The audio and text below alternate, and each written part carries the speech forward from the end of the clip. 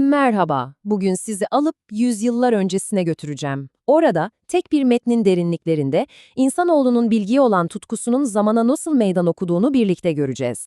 Her şey aslında şu soruyla başlıyor. Binlerce yıldır nice bilgini uykusuz bırakan o soruyla. İşte maceramız tam da bu sayfada başlıyor. Devasa bir eserin yoğun Latince ile yazılmış ön sözündeyiz. Bu, editörün kendi deyişiyle bir immanem laborem, yani akıl almaz, devasa bir emek gerektiren bir görev. Ama önce hikayemizin tam merkezinde duran bu kitabın o inanılmaz ölçeğini bir anlamamız lazım. Düşünsenize, yaşlı Plinius'un doğa tarihi, milattan sonra 1. yüzyılda bilinen ne varsa, bütün gerçekliği, bütün evreni tek bir eserde toplama cüretini gösteren bir girişimdi. Çünkü bu, kuru kuruya bir bilgi yığını değildi. Yaşamın ta kendisini, bütün o karmaşıklığıyla anlatma çabasıydı. Hal böyle olunca da bu eseri korumak, gelecek nesillere aktarmak devasa bir zorluğa dönüşüyordu tabii. İşte tam bu noktada bizim isimsiz editörümüz devreye giriyor. Ama onun amacı Plinius'u sadece yeniden basmak değil, çok daha fazlası. Eseri üzerine sinmiş onca hatadan arındırmak, ona adeta yeniden can vermek.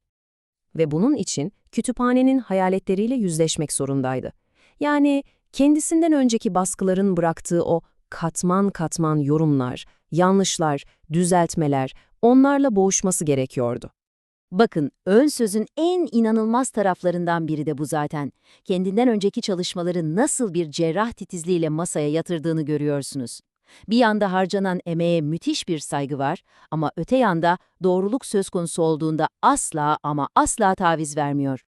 Peki bu adanmışlık, bu bitmek bilmeyen enerji nereden geliyor? Cevabı bulmak için editörün çalıştığı o büyük ismin kendisine, yani Plinius'un ta kendisine bakmamız lazım. Yeğeninin mektuplarında anlattığı Plinius portresi gerçekten akıl almaz. Adamın çalışma düzenine bir bakın. Yemek yerken, masaj yapılırken, seyahat ederken sürekli ya bir şeyler dinliyor ya da yazdırıyor. Yanından katibini ayırmıyor, Roma'da tahtirevanda giderken bile. Hatta kışın o soğukta katibin elleri üşüyüp de vakit kaybolmasın diye özel kolluklar taktırıyor. Düşünebiliyor musunuz? Tek bir saniyenin bile boşa gitmemesi. Ve işte o an, yüzyıllar arasındaki o sihirli bağ kuruluyor. Bizim editör, kendi o ince, titiz, yorucu çalışmasını bu kadim ve soylu geleneğin, bu durdurak bilmeyen emek zincirinin bir halkası olarak görüyor.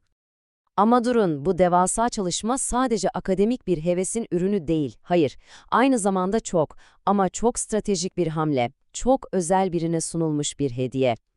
Kitabın kime ithaf edildiğine bir bakın. Fransa veliahtına, yani geleceğin kralına. Bu ithaf aslında şunu söylüyor. İşte size restore edilmiş kadim bilgelik, bunu alın ve aydın bir yönetim için bir araç olarak kullanın. Yani işin özü şu, bu ithaf hem pratik bir hamleydi, çünkü böyle büyük bir iş için güçlü birinin desteği, yani himayesi şarttı, hem de çok derin felsefi bir mesaj içeriyordu.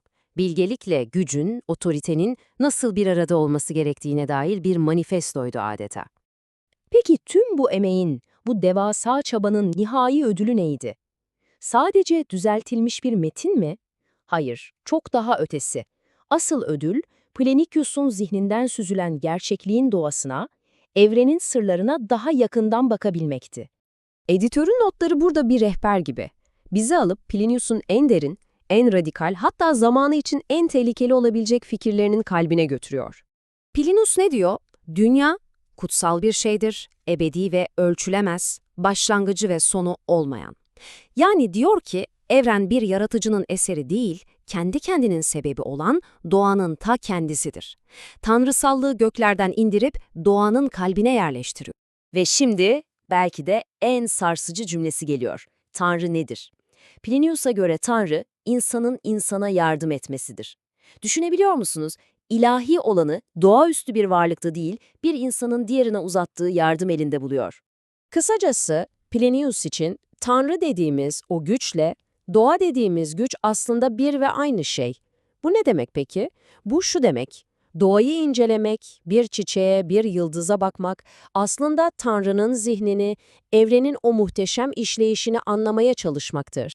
Bütün bu hikaye, bir bilginin tek bir kitabı, tek bir bilgi hazinesini kurtarmak için bir ömür adaması bizi alıp günümüze getiriyor ve zihnimizde şu büyük soruyu bırakıyor. Peki ya biz? Bilginin parmaklarımızın ucunda olduğu ama dikkatin bir an bile yerinde durmadığı bu çağda bize miras kalan bu devasa bilgiyle ilişkimiz nasıl? Biz May'i nasıl koruyoruz?